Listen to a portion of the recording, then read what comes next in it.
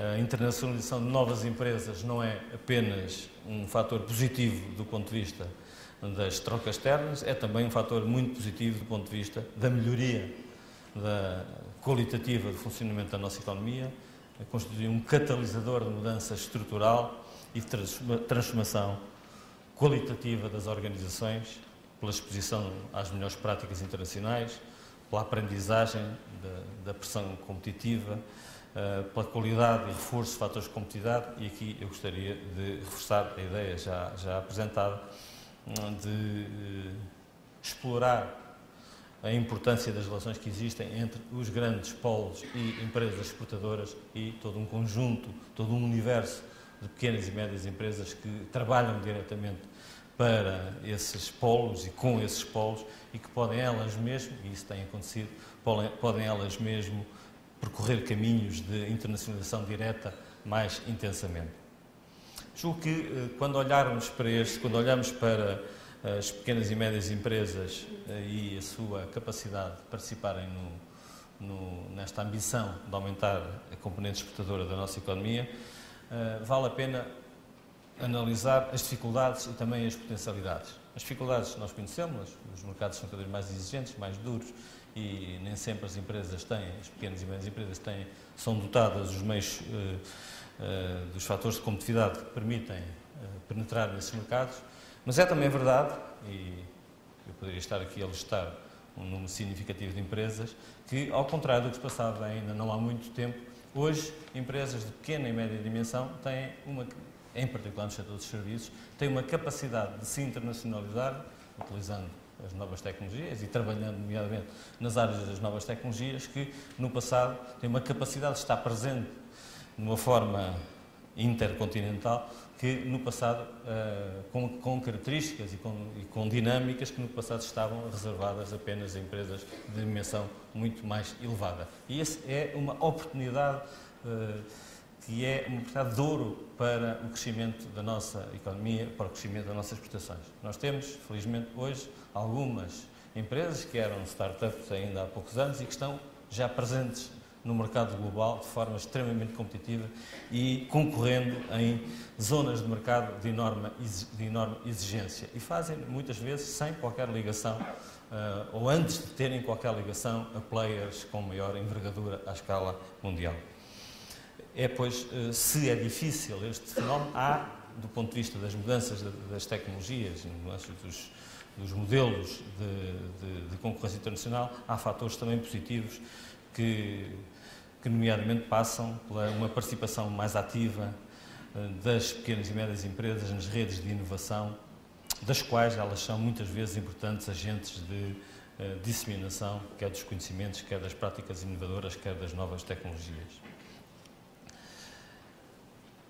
Gostaria de terminar com algumas ideias que julgo que correspondem a orientações importantes do ponto de vista da atividade das políticas públicas e da atividade governativa e que têm, a meu ver, uma importância grande para promovermos esta dinâmica de crescimento das exportações. Em primeiro lugar, a importância de estimular ganhos de escala decorrentes do trabalho em rede, promovendo maior racionalidade e eficiência na gestão dos recursos. Eu atrevo-me a dizer que esta é, salvo algumas exceções, uma das áreas de maior fragilidade da nossa economia. Por exemplo, noutras economias com escalas e com dimensões semelhantes às nossas, é muito mais frequente que haja uma capacidade de partilhar conhecimentos,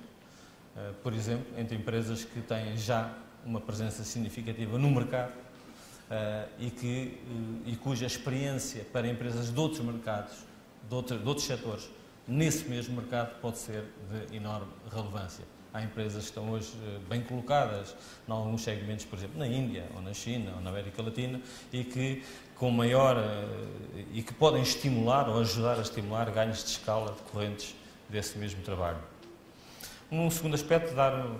continuar a dar uma ênfase particular ao aprofundamento da colaboração entre o